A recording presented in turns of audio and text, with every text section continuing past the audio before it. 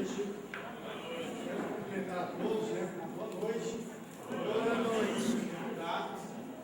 Você que está sentado, gostaria que se colocasse primeiro para que pudéssemos fazer a leitura da palavra de Deus, todos que estaremos falando, para darmos sequência.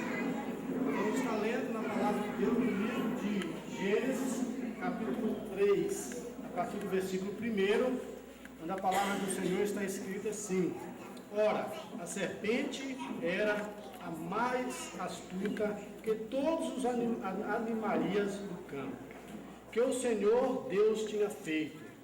Esta disse à mulher: é assim que disse Deus, não comerá de toda árvore do jardim? E disse a mulher à serpente: do fruto das árvores do jardim comeremos, mas do fruto da árvore que está no meio do jardim, disse Deus, não comereis dele, nem neles tocareis, para que não morrais. Então a serpente disse à mulher: certamente não morrerás, porque Deus sabe que no dia em que dele comerdes, se abrirão os vossos olhos, e sereis como Deus, sabendo o bem e o mal. E vendo a mulher que aquela árvore era boa para se comer, e agradável aos olhos, e árvore desejável para dar entendimento, tomou do seu fruto e comeu, e deu também ao seu marido, e ele comeu com ela. Então foram abertos os olhos de ambos, e conheceram que estavam nus, e coseram folhas de figueira, e fizeram para si aventais. E ouviram a voz do Senhor Deus, que passeava no jardim pela viração do dia, e escondeu-se Adão e sua mulher da presença do Senhor Deus, então, entre as árvores do jardim. E chamou o Senhor Deus a Adão e disse-lhe: onde está? E ele lhe disse: ouvi a tua voz soar no jardim e temi, porque estava nu e escondi-me. E disse Deus: quem te mostrou que estavas nu? Comeste tu da árvore que te ordenei que não comestes? Então disse Adão: a mulher que me deste por companheira, ela me deu da árvore e eu comi. E disse o Senhor Deus à mulher: por que fizeste isso? E disse a mulher: a serpente me enganou e eu comi. Vamos orar. Pai Santo amado, em nome de Jesus, nós queremos, ó Deus, apresentar diante de Ti essa cerimônia. Queremos, ó Deus, colocar diante de Ti esse casal, como também cada uma das pessoas que encontram, Deus amado, aqui nessa noite. Pedimos que o Senhor venha falar com esse casal, venha falar, ó Deus amado, com eles, venha falar com a Ana Célia, como também, ó Deus amado, com cada um que está aqui nessa noite. Que seja, ó Deus, uma palavra que venha para edificação, para fortalecimento desse casal e de cada pessoa aqui presente. Em nome de Jesus nós oramos, em nome de Jesus nós colocamos, ó Deus amado, essa cerimônia nas tuas mãos, em nome de Jesus. Amém? Você que pode se assentar, assente-se, por favor. Bom, nós estamos aqui no propósito de celebrar a cerimônia desse casamento desse casal, que já foi realizado no civil e agora está na realização do religioso. É muito importante tudo que nós vamos fazer, colocarmos diante de Deus. Então, eu creio que para que o casamento comece bem, o primeiro passo é isso: colocar diante de Deus. É buscar a Deus, a proteção, é colocar as suas vidas, nossas vidas diante do Senhor. E quando nós falamos do casamento, que é a primeira instituição, a primeira instituição que foi feita na terra, foi instituída por Deus. E o casamento é algo muito precioso. O casamento é algo maravilhoso. Na minha concepção, no meu entendimento, naquilo que eu entendo de casamento, que eu vejo o casamento, para mim é a maior bênção que Deus deixou para o homem. É o casamento, que nós podemos desfrutar aqui nessa terra, é o casamento. E tudo aquilo que é precioso, tudo aquilo que é bom, tudo aquilo que é maravilhoso, precisa ser bem cuidado. Ninguém despreza algo que é precioso. Ninguém despreza algo que tem muito valor. Então o casamento ele precisa ser bem cuidado, precisa ser bem zelado. Mas diz a palavra de Deus que o primeiro casamento aqui, Adão e Eva, quando algo é bom, quando algo é maravilhoso, sempre aparece alguém que quer destruir. Sempre vai aparecer situações, vai aparecer pessoas ou circunstância No caso de Adão e Eva, surgiu logo um inimigo que planejou, que traçou um plano para trazer frustração para um plano de Deus e algo que estava indo muito bem, algo que estava feliz, algo que estava sendo bom, que estava sendo agradável. Mas diz a Bíblia que veio uma serpente, né, usada pelo diabo, e aquela serpente começou a enganar, começou a infiltrar naquele casamento. E diz a Bíblia que, em um certo momento, a Eva cedeu àquela tentação.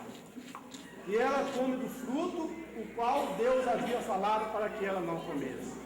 E ela diz a palavra de Deus que também fala para o seu marido também, né, come daquele fruto, também desobedecendo assim aquilo que Deus havia falado. E por consequência disso, nós sabemos que, você que conhece a história bíblica, você sabe que isso trouxe muitas consequências. Logo em seguida nós vemos um irmão matando o outro, né, Caim matando Abel. E assim foi trazendo muitas consequências, muitos problemas. Ou seja, o inimigo conseguiu infiltrar. Ele não gosta de ver nada de ninguém feliz. Ele não gosta de ver ninguém satisfeito, feliz, alegre. Ele gosta de tristeza. Ele gosta de dor, ele gosta de sofrimento. E isso ele conseguiu trazer na vida desse casal aqui, né, chamado Adão e Eva, o primeiro casamento para este filho. Mas nós precisamos, a minha intenção nessa noite, vocês que estão casando hoje, todos os outros casais que estão aqui, que possam pensar nessa palavra. Para a realidade que é precioso. Deus entregou para vocês algo tão precioso. A Bíblia diz que o homem que encontra uma mulher é a mesma mulher que o homem que encontra um homem, para se casar, para construir família, é um presente de Deus. Mas diz aqui a palavra que o menino, ou seja, o casamento ele precisa ser baseado não no ciúme, ele precisa ser baseado na confiança.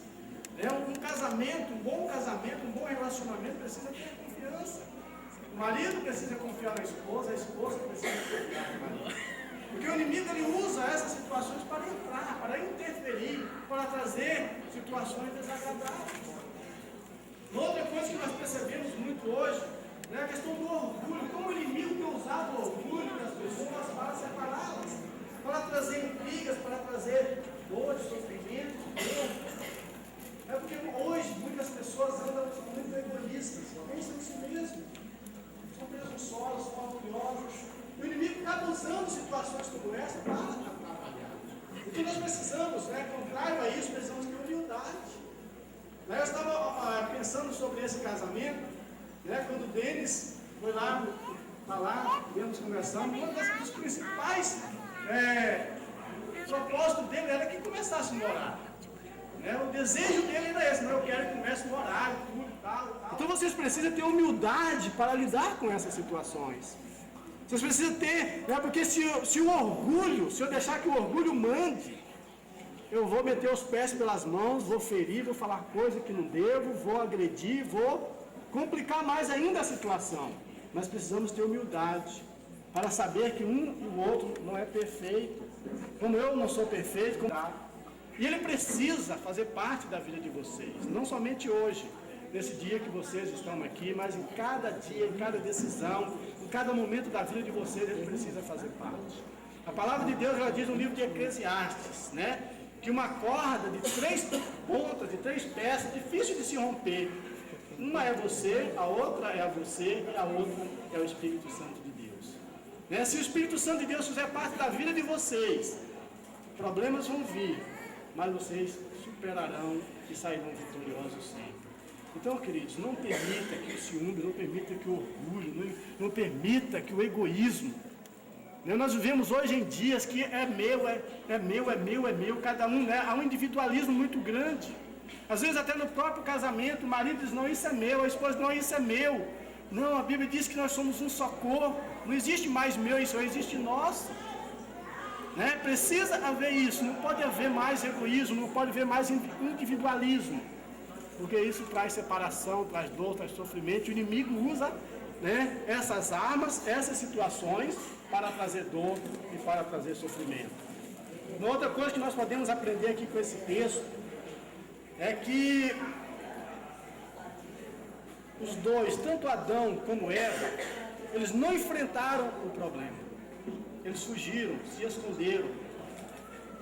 E às vezes há muitas pessoas que faz de conta que o problema não existe. Às vezes o problema está aí, mas ele vai deixando.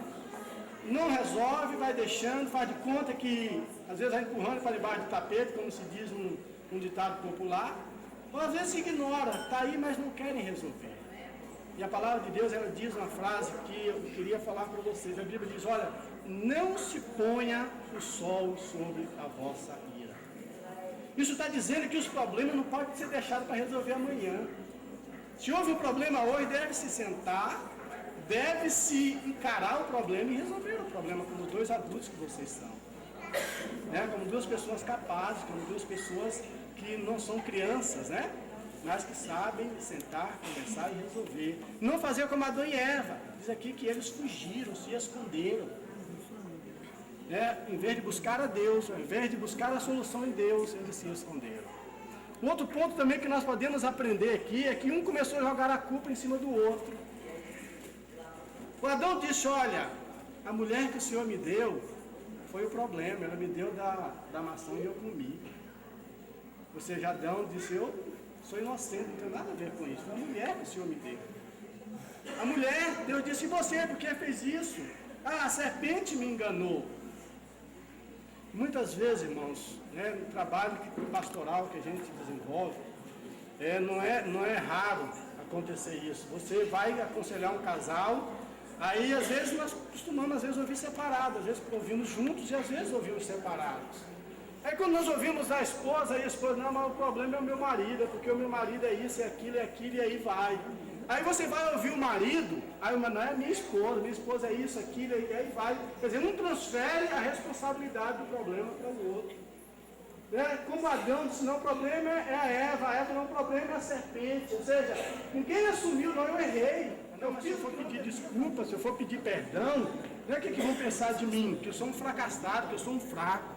Mas na verdade, irmãos, o ato de pedir desculpa, o ato de pedir perdão, é um dos maiores atos do ser humano, é isso. Você reconhecer o erro é um dos maiores atos que o ser humano pode ter, é o de reconhecer um erro. O orgulho, para mim, é um dos piores males dos seres humanos. Mas a humildade, ela é uma das maiores qualidades dos seres humanos. A palavra do Senhor diz que Deus resiste aos soberbos, aos orgulhosos, mas diz que Deus dá graça aos humildes. Ou seja, se Deus não gosta, irmão, Deus não se agrada do orgulhoso, mas Deus se agrada da humildade. Isso significa que a humildade, o reconhecer, o perdoar, o pedir perdão é muito maior do que o nosso orgulho. É algo muito mais precioso do que o nosso orgulho. Amém? Então que vocês pensem nas palavras de Deus. Pensem naquilo que Deus tem falado. Eu acho muito bom quando alguém quer começar a sua vida buscando a Deus. É um princípio, a Deus, que o princípio da sabedoria é o temor a Deus, é o buscar a Deus, é o querer conhecer a Deus. Enquanto Adão e Eva, irmãos, ouviram a palavra de Deus, eles foram felizes. Mas no dia que eles preferiram ouvir a voz de uma serpente, de um enganador, ao invés de ouvir a voz de Deus, eles tiveram muitos problemas. E não é diferente hoje. Enquanto nós estivermos dispostos a ouvir a voz de Deus, a palavra de Deus, é garantido consequências em nossas vidas. Eu quero ler aqui um versículo, no capítulo que eu li, agora só no versículo 21. E fez o Senhor Deus a Adão e a sua mulher, túnicas de peles, e os vestiu. O homem, por natureza, ele é pecador. Por natureza, ele é. Não há ninguém que não é. A Bíblia diz que Deus olhou para a terra e não viu um justo sequer. Não viu nenhum perfeito. Não viu ninguém que fosse perfeito. E ele disse assim, olha, que todos pecaram e carecem da misericórdia. E esse versículo aqui mostra isso. Adão e Eva fizeram aquilo que não deviam. Tiveram erros. Eu tenho erro. Quem é perfeito? Quem não erra uma vez ou outra? Quem não falha? Mas a Bíblia diz aqui que Deus está sempre disposto a nos ajudar. Isso aqui é a palavra que Deus fez. Eles estavam nus, no sentido envergonhados, mas Deus veio e trouxe veste significa proteção. Deus sempre está disposto a nos proteger. Deus sempre está disposto a proteger o casamento de vocês. Cada momento que vocês buscarem a Ele, que vocês clamarem a Ele, e sim, Deus em qualquer momento, em qualquer horário, dia ou noite, porque a Bíblia diz que Ele não dorme, Ele está sempre pronto para ouvir. Ele está sempre pronto para nos aconselhar. Aí nós temos a palavra de Deus, que ela está disponível para todos nós, ação das nossas vidas. Amém?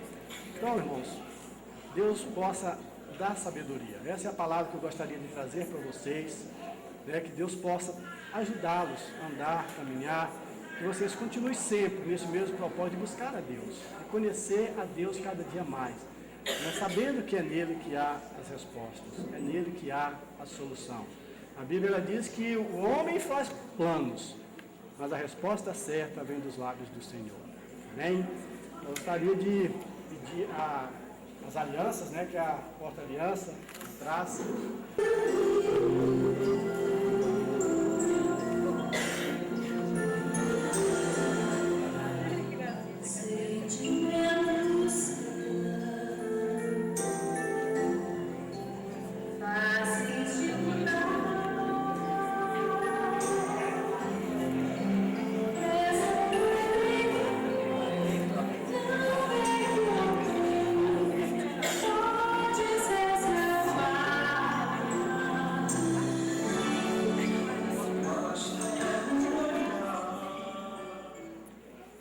Amém. Estamos aqui com a aliança. Essa aliança, queridos, ela representa, né, um concerto, um contrato, né? Ela representa algo entre vocês dois, mas representa também entre vocês e Deus. Né? Não é algo, né, a aliança ela é algo assim que demonstra, ao olhar para a aliança, quando o homem olha no dedo de uma mulher, quando a mulher olha no dedo de um homem, e quando ela olha, o olho olha, ele sabe que aquela pessoa, ela é uma pessoa casada, uma pessoa compromissada. Então isso aqui representa compromisso, né? Representa responsabilidades. Porém, nós sabemos que nos dias de hoje, né, ter uma aliança no dedo não tem representado muito. As pessoas olham muitas vezes não respeitam isso. Ou seja, então a verdadeira aliança, né, é aquela que está nos corações de vocês. A verdadeira aliança, o verdadeiro respeito é aquele que está entre vocês. Embora muitas pessoas possam não respeitar, mas isso entre vocês, né, deve haver sempre. Né, vocês devem sempre, né, honrar essa aliança que vocês estão fazendo aqui. Não pelo ato, né, desse metal que está sendo colocado aqui, mas pela palavra de cada um de vocês, pelo desejo de cada um de vocês de estarem aqui para fazerem isso. Né, então que vocês possam, né, olhar cada dia para essa aliança, vocês possam lembrar, eu um dia fiz um compromisso diante de Deus, diante de testemunhas que estavam ali me ouvindo, né? Então eu devo honrar, e principalmente, né, diante de um com o outro.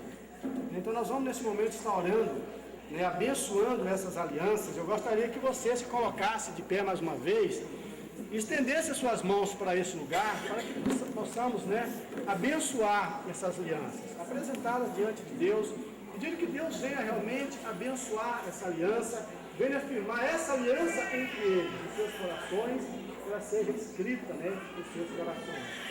Pai querido amado, em nome de Jesus, nós, Pai amado, apresentamos aqui, ó Deus amado, essas alianças, dois símbolos, ó Deus amado, mas que o significado principal seja, ó Deus, no coração de cada um deles, que seja, ó Deus amado, gravado nesse momento, que seja gravado, ó Deus amado, essa aliança, no coração, meu Deus amado, de cada um deles, no coração do Denis, ó Deus, no coração, ó Deus amado, da Ana, né, que o Senhor esteja, Senhor, gravando nos corações deles essa aliança.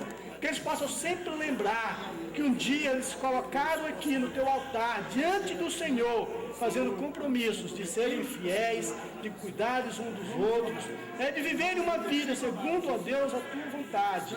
E em nome de Jesus, ó Pai, eu abençoo, meu Deus amado, aqui essas alianças. Eu abençoo, meu Deus amado, aqui a união desses teus filhos. E te peço, ó Deus, que a tua bênção seja sobre eles, em nome